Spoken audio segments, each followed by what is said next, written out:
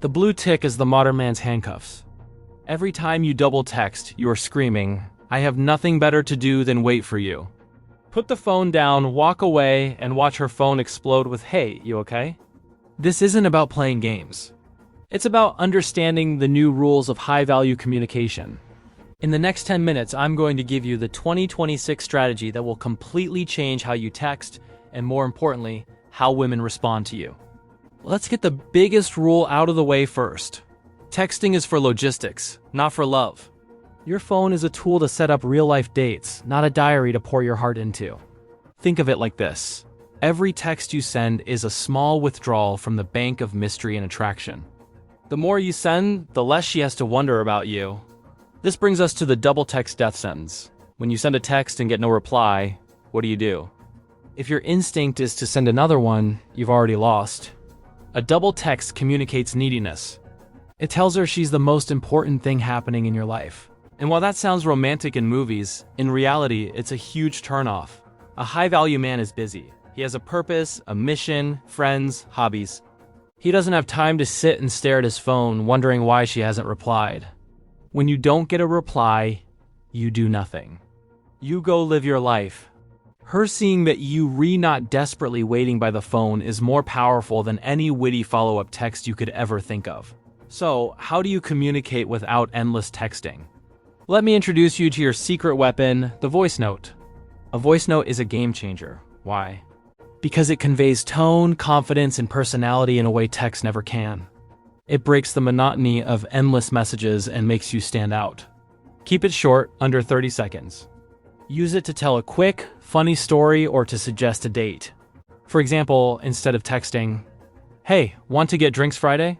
Send a voice note, "Hey, I just walked past this new cocktail bar that looked amazing. We should check it out Friday night. Let me know if you're free." See the difference? It's confident, it's direct, and she gets to hear the actual sound of your voice, which builds a much stronger connection than pixels on a screen. Now let's talk about control. You need to be the one who ends the conversation first. I call this the ghosting light strategy. It's not about being rude. It's about being the one with places to be. When a text exchange is going well, that's your cue to exit. Don't let it fizzle out. End it on a high note. Something like, "Hey, this was fun, but I've got to run. Let's talk later," or even better, "Enjoying this chat, but I have to jump on a call. Let's continue this in person soon." This leaves her wanting more. It flips the script. Instead of her getting bored and ending the chat, you're the one who has something more important to do. This subtly establishes your value and makes her look forward to the next time she hears from you. Let's kill a bad habit right now. The good morning and good night loop. This is the fast track to the friend zone. It feels like a nice thing to do, but what it actually does is create a predictable, boring routine. You become her text buddy, not a potential romantic partner. You're not her dad or her alarm clock. Your communication should be intentional and exciting, not a daily chore. If you want to wish her a good morning, do it by sending a text in the afternoon that says, "Hope you had a great morning. I just finished a crazy workout. What are you up to?" It shows you were busy and thinking of her later, not first thing when you woke up. Break the routine to build attraction. This leads to the statement versus question rule. Stop asking for permission. High-value men lead. Compare these two texts. "Would you maybe want to get coffee sometime if you're not busy?" Versus, "Let's grab coffee this week. I'm free Thursday after 5. The first one is weak and full of uncertainty. The second is a confident statement. It assumes she's interested and gives a clear call to action. You're not asking if you can take her out. You're telling her when you're going to. This doesn't mean being pushy. It means being decisive. Women are attracted to men who know what they want and aren't afraid to go for it. Make statements, lead the interaction, and let her follow. All right, let's discuss emoji management. For a man, less is always more.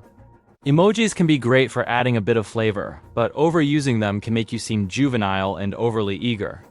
A smiley face or a winky face here and there is fine, but strings of crying laughing faces or heart emojis are a no-go in the early stages.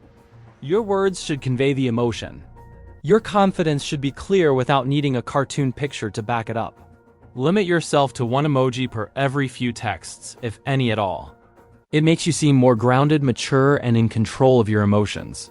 The reason for all of this is to avoid texting boredom. Long, drawn-out text conversations that last for days are the #1 killer of first date sparks. Why? Because you've already covered everything. You've built up this huge expectation and persona over text that is almost impossible to live up to in person. The mystery is gone. The goal of texting is to create enough comfort and intrigue to get to the first date, and that's it. Keep your best stories, your funniest jokes, and your deepest thoughts for when you're sitting across from her in the real world. A short, punchy text exchange that leads to a date is 1,000 times more effective than a 3-day text marathon that leads nowhere. So, what do you do when the worst happens? She ghosts you. She just stops replying. The first rule is, do not panic. Do not send the dreaded or the "Hey, everything okay?" text. Your silence is your power. You wait. A week. 10 days. Then, and only then, you can send one final, low-investment text. It should have nothing to do with her not replying. A simple, "Just saw this hilarious dog video. Thought of you," or a meme, no questions. You're just popping back onto her radar in a no-pressure way. If she replies, great.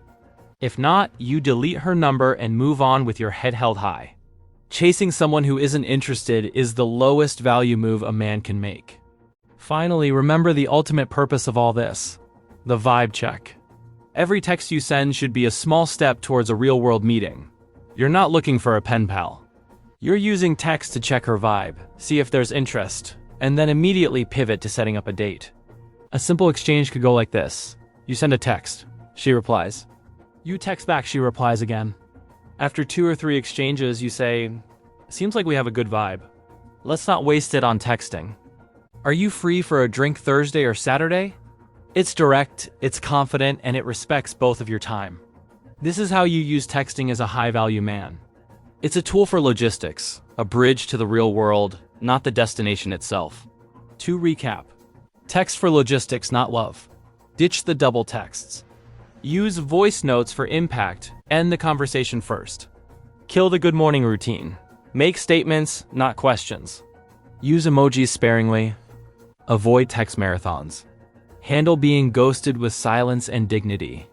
And always, always be moving the interaction towards a real-life date.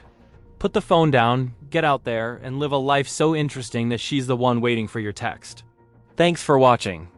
If this helped you, hit that like button and subscribe for more strategies to level up your life. See you in the next one.